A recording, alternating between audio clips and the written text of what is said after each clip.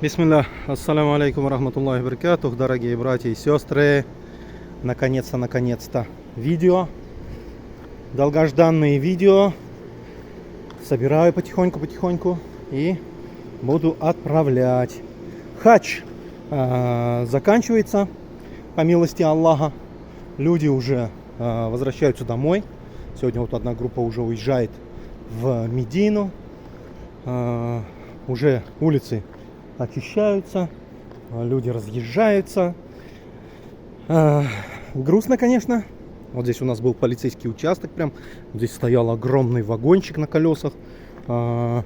Полиция была здесь, вот здесь перекрыли они. Субханаллах. Вот здесь всех ловили машинами. Субханаллах. Всех тормозили. Но, альхамдулилля, люди сделали хадж. Что я хочу сказать? Ну, конечно, здесь уже ночью кто-то покушал. Каждый день убираются. Каждый день вот здесь убираются. Но, сами понимаете, молодежь сядет. Ну, или какие-нибудь паломники. И начинают здесь кушать. Итак, эти паломники разъезжаются. Хадж прошел. Где-то со всего мира приехало где-то 1 миллион человек официально. Потому что Саудия разрешила 1 миллиону приехать. Салам алейкум рахматуллахи баракатух. И 1 миллион людей приехал.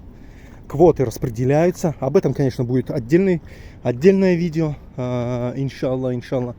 Расскажу вам, как распределяются квоты, кому они перепадают, какая там статистика, какая пропорция. Но малазийцы, например, у них раз в жизни всего выпадает квота. В хадж могут раз в жизни всего приехать. Поэтому они готовятся. Десятками годами они собирают деньги, готовятся, тренируются. Полгода они ходят. Поэтому здесь смотришь, они такие добрые все, улыбаются, стараются никому не навредить, не помешать. Короче, люди готовятся конкретно. Не то, что мы, не то, что как мы приезжаем здесь по милости Аллаха, но это все во всем милость Аллаха, что мы неоднократно приходим. Наши российские паломники приезжают почти каждый год, которые уже здесь бывали, они приезжают сюда. Понятно, да? Приезжают. Это мы сейчас с вами идем по дороге на Джамарат. Это вот одна из дорог джамаратских. Я просто хочу вам показать, что буквально несколько дней назад она была полная. Здесь столько людей было. Возвращались. Одни возвращаются, другие идут. И она поднимается вон туда вверх. Она такая в виде серпантина. И подъем, потом туда, вверх, дальше. Там автобусы у нас специальные. Вот здесь прям подходим. Здесь автобусная площадка есть. И нас вывозили на Джамарат.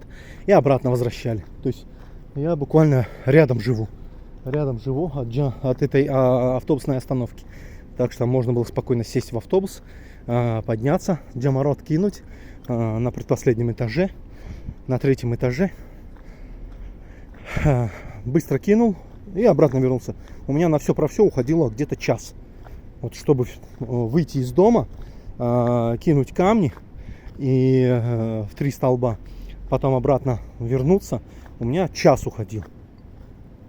Милость Аллаха. То есть во многих местах вот так облегчили. Хукумат, государство так облегчило. И что хочу сказать. Вернемся к тому, что где-то 1 миллион человек пришло официально по квотам. Потом здесь также была разыграна квота для внутренних. Тоже очень много людей. Здесь, естественно, есть здесь разные фонды. Раджихи, там Машайр, там еще какие-то Гадии, там эти специальные такие фонды, ОТР, миллиардеры такие, компании, которые набирали людей.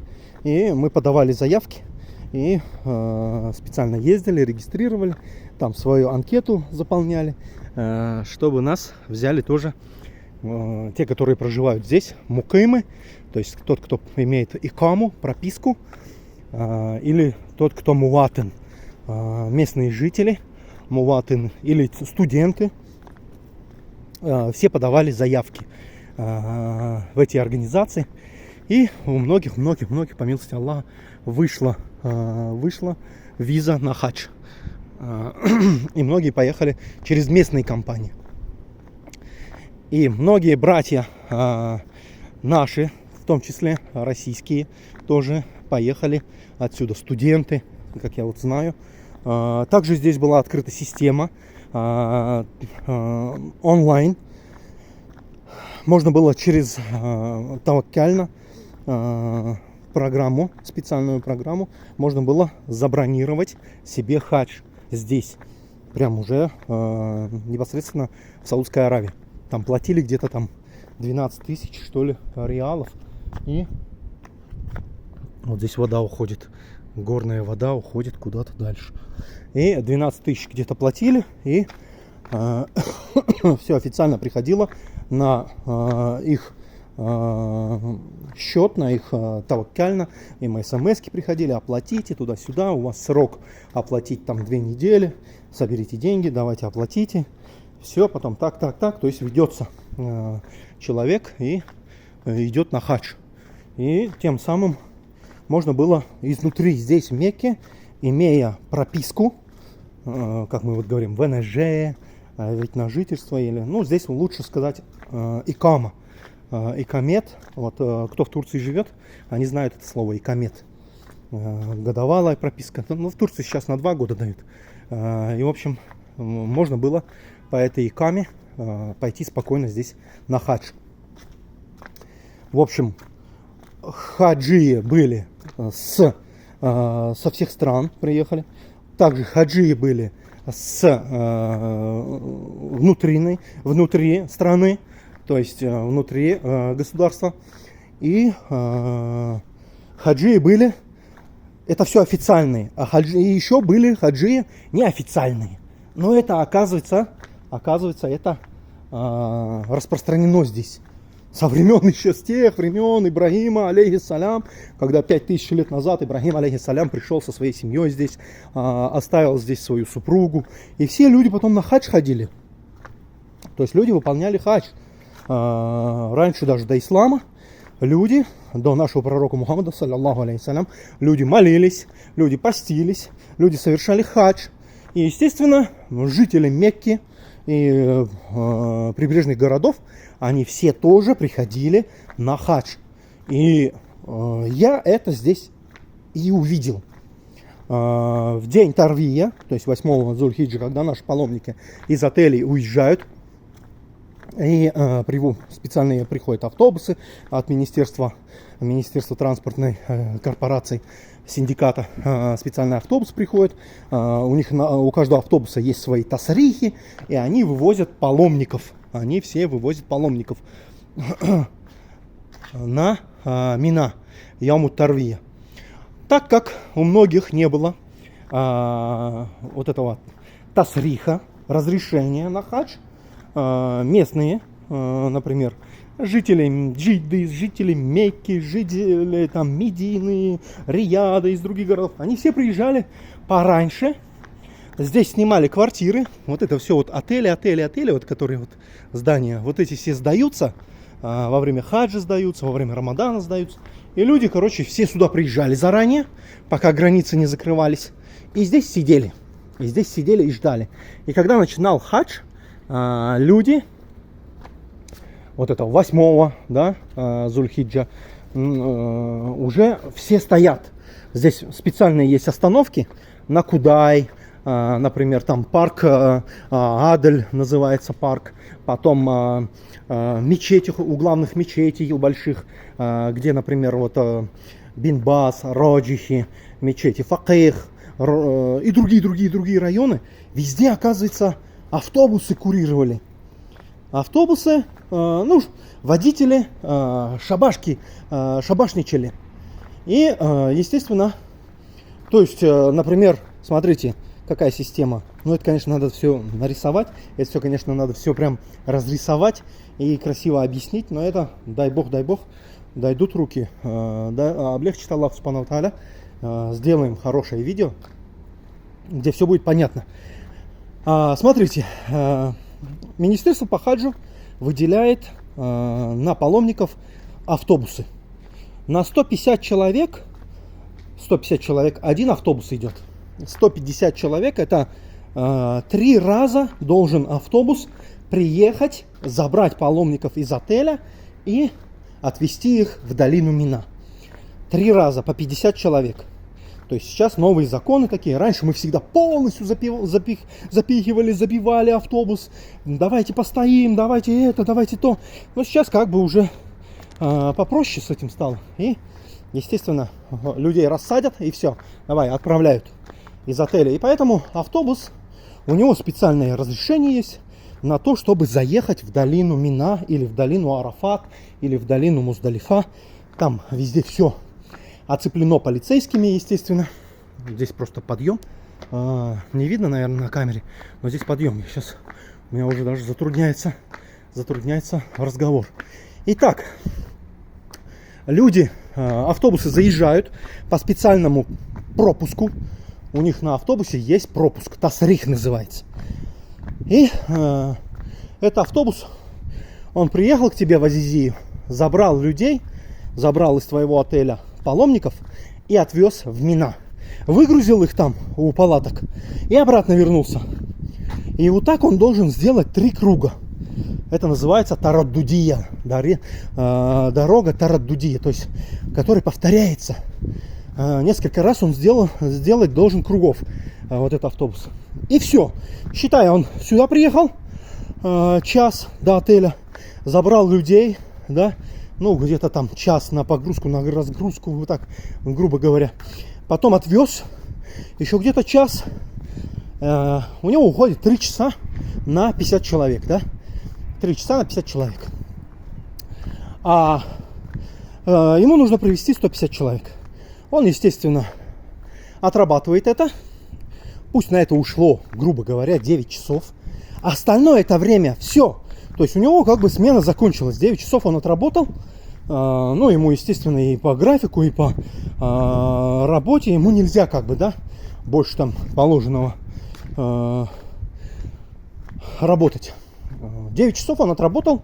Все, отвез людей. Возвращаться он должен в гараж. Но все знают, кто занимался хаджем, все компании знают, что автобусники не будут возвращаться в гараж. Они будут шабашничать. Потому что, представляете, тебе дали автобус, у тебя на автобусе тасрих, официальное разрешение на заезд на Арафа, на Муздалифа, на Мина. Он что, поедет в гараж? Естественно, он год ждал этого момента. Там буквально Йому Тарвия 1 день и Йому Арафа 2 дня ему нужно. Вот за эти 2 дня они начинают шабашничать. Они начинают ездить. Они везде по городу гоняют. А автобусов надо будет тоже будет посчитать, сколько автобусов. То есть, если, к примеру, в этом году 3 миллиона людей, да, было. Ну, 2 миллиона. Официальных 2 миллиона, да, к примеру, было. Внутренние и из других стран. То есть 2 миллиона. 2 миллиона делите. 2 миллиона паломников делите на 150 человек. То есть один автобус 150 человек должен обслужить. Ну и у вас, естественно, уходит. Я-то 3 миллиона закладывал там. Огромное количество автобусов. И у них должны быть тасрихи. Это водитель. И, естественно, эти автобусы потом начинают здесь гонять. Гоняют они. Десятки тысяч автобусов здесь по Мекке носятся. И собирают людей. Понимаете? Они собирают людей и завозят их на Яуму Тарвия в Мина. Те, кто не хочет в Мина, они на следующий день ждут Арафата. Уже с утра, там, с раннего утра до фаджра, уже люди прям все на улицах. Вот что я увидел, братья. Все люди, мекканцы и все приезжие арабы, все стоят здесь. Вот у нас тут рядом ресторан египетской кухни Хан Халиль. Все ребята приехали работать здесь, эти официанты.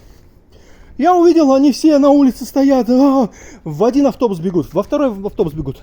Там, говорят, на тот автобус перекидывают их. Идите на тот, садитесь, туда идите. В оконцовке уехали. И вот так люди везде прям. У всех мечетей люди стоят с сумками, с ихрамами, с этими, с баулами, с едой, с водой. И все едут. Кто-то Йому Тарвия 8, а кто-то сразу Йому Арафа 9. Едут на хадж.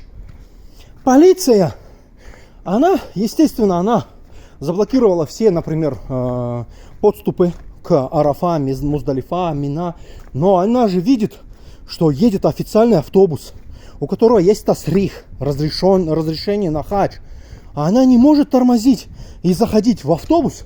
У них нету этого указания заходить, останавливать каждый автобус. Представляете, 10 тысяч. Да какой 10 тысяч? Ну давайте, пусть 10 тысяч. 10 тысяч автобусов надо остановить и проверить. А вы знаете, что такое зайти в автобус и проверять каждого? Каждого человека нужно проверять. 50 человек. Это, я не знаю, должна быть какая-то система там отпечатка пальца там сниматься. Да? Все, кто знает, как купить сим-карту и как там отпечатки пальцев, сколько это времени уходит на человека, 10 минут. А представьте, у тебя 10 тысяч людей, автобусов, 10 тысяч автобусов, по 50 человек, это надо каждого пропикать. Это нереально. И поэтому полиция этим делом не занимается. Полиция не занимается этими делами. Она регулирует движение. Она регулирует то, чтобы автобусы заходили. У кого есть тасрих, легковой автомобиль, грузовой автомобиль. Помимо автобусов есть легковые автомобили. Это у каждой компании, у каждого туроператора есть свой автомобиль. Он обязательно берет GMC, там какой-нибудь Land Cruiser какой-нибудь берет. Или там Coaster там автобус. Или H1 берет Hyundai. И на каждом из них есть тасрих. Для того, чтобы заехать на Машайр, на Арафа, Муздалифа и Мина. Естественно, еще добавим к этому обслуживающий персонал. Да? Вот эти все машины, которые уборкой занимаются, которые привозят еду, которые привозят рабочих, которые привозят вот этих полицейских. У всех есть вот эти тасрихи. Поэтому здесь надо просто один раз побыть, увидеть, какое здесь столпотворение творится. Да? Машин столько, сигналят, газуют. Полиции не до этого. Даже машины врезаются, да? Выйдут, посмотрят друг на друга. Раз, давай, все, хадж, ляббайк, Аллахума ляббайк. Друг друга прощают. Потому что некогда сидеть там, разбираться и дорогу прудить. Полиция сразу приедет, сразу прогонит тебя. Даже небольшие аварии на это не обращать внимания. Лишь бы не было пробок на дороге. И все это контролируется очень жестко. Да, с воздуха, вертолеты летают, там внизу, везде полицейские, везде с мигалками. Полицейские. Смотрите, куда я уже поднялся. Вон там, вон в конце. Вон там, вон башня с часами. Это Азизия, район Азизия. В общем, люди едут со всех точек. Вот представьте, со всех мест люди едут на хадж. И в основном, основная масса, те, которые без тасриха называются, неофициальные, да, неофициальные, они едут все на Арафа.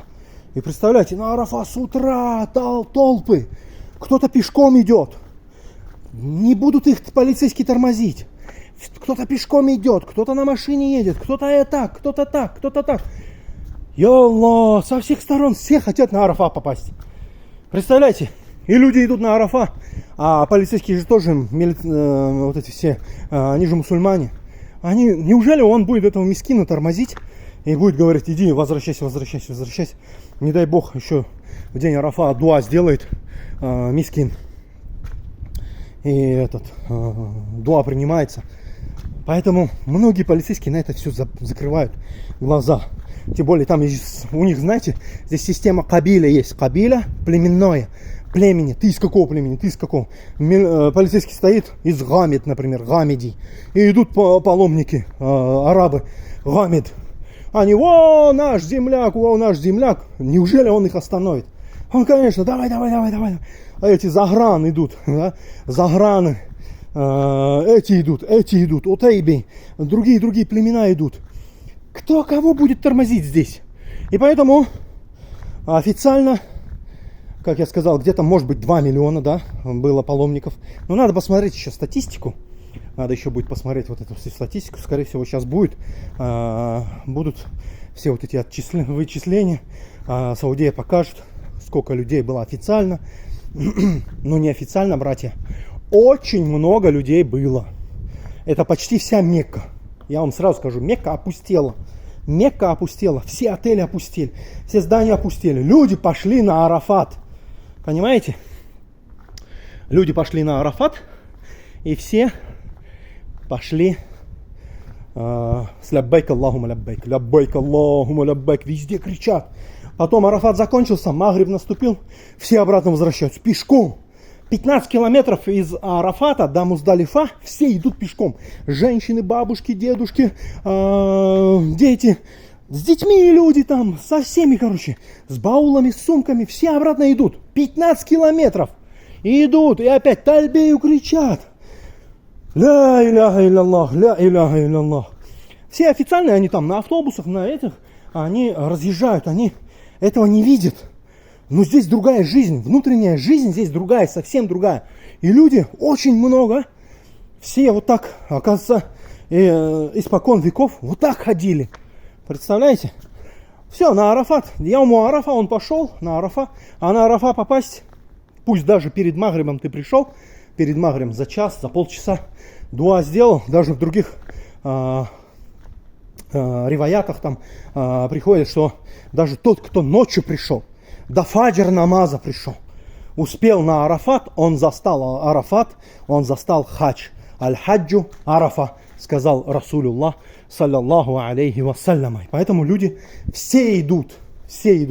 Даже те, которые работники там, они, может быть, за час до Магриба, они все в формах ходят там туда-сюда.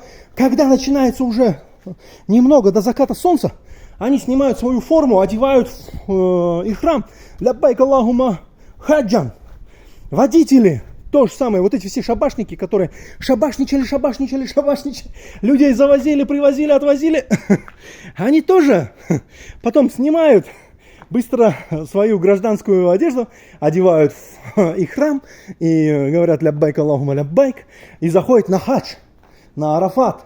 Вот это вот жизнь, вот здесь вот это вот я увидел, дорогие братья и сестры, как люди стараются, как люди хотят попасть на Арафат и совершить хадж. Поэтому посмотрим, какие цифры назовет Хукумат. Во-первых, Саудовская Аравия назовет какие цифры, сколько людей официально пришло. Ну и я вам говорю, что неофициально очень много пришло. Очень много людей, саудитов. Потому что 3 года все без хаджа были. Да, все без хаджа. И вот этот 4-й год никто не хотел оставаться без хаджа. Все хотели хадж. Всем нужен был хадж. И все желали только оказаться на Арафате. А Арафат, это сами знаете.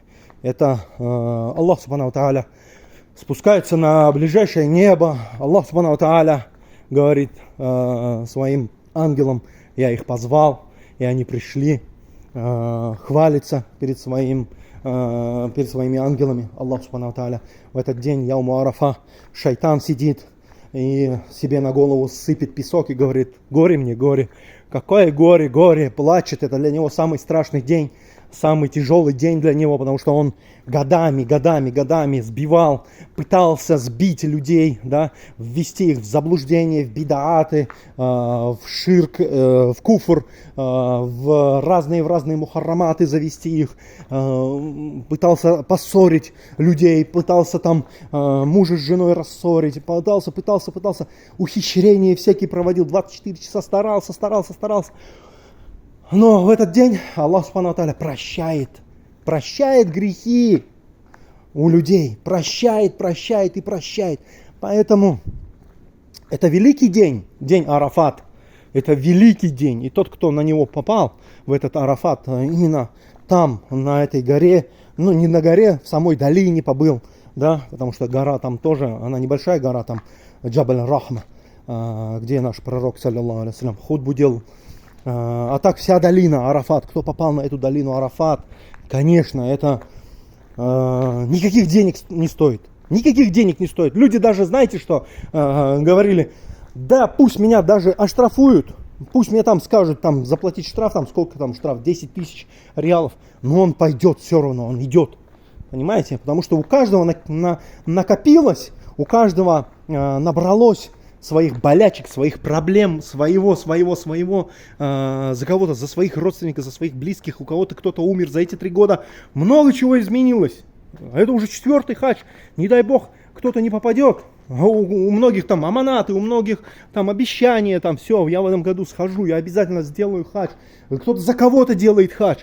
И поэтому сказать, но это же все неофициально, кто-то будет писать там в комментариях, да, но это же все неофициально, туда-сюда, закон есть закон. Да, закон есть закон. И ученые говорят, это закон есть закон. Но когда у тебя, когда у человека накипело, когда у человека накопилось проблем, он, конечно, любой ценой пойдет и будет делать дуа, и будет плакать, и будет искренне пред Аллахом просить прощения за все свое содеянное за эти 4 года. Будет стараться, любой человек будет стараться попасть на Арафа. И потом уже, дальше уже все. Главное, на Арафа ты зашел, дальше тебя уже полиция, все. Никто ничего не скажет. Никто тебе ничего не скажет, не остановит, и не куда пошел. Никто не будет спрашивать, все будут тебе говорить, я хаджи, давай, я хаджи. Полицейские, персонал обслуживающий, все будут говорить, я хаджи тебе, чтобы давай здесь не сиди на дороге, да, пробки не создавай, да, ворон не считай, давай иди по течению и выполняй все остальные ритуалы хаджа. Вот такая вот, дорогие братья и сестры, такая вот новость, вот такая вот история. Баракаллаху фикум, ва джазакумуллаху хайраль джаза. Субханакаллахумма бихамдик, ла иляха илля анта, астагфирука ва атубу илейк. Но я еще все равно в будущем, дай Аллах, я сделаю видео поподробнее, побольше информации, где можно будет рассказать, добавить. И может быть, кому-то что-то неясно было в ходе моего вот этого видео и хочет еще какие-то ясности. Задавайте вопросы. Чем больше вопросов в комментариях задается, конечно, потом собираются эти вопросы и отвечаем на эти уже наболевшие проблемы. Больше комментариев оставляйте, и мы будем их читать и потом отвечать. Баракаллаху фикум, ва джазакумуллаху хайраль джаза. С вами брат Нур из Мекки.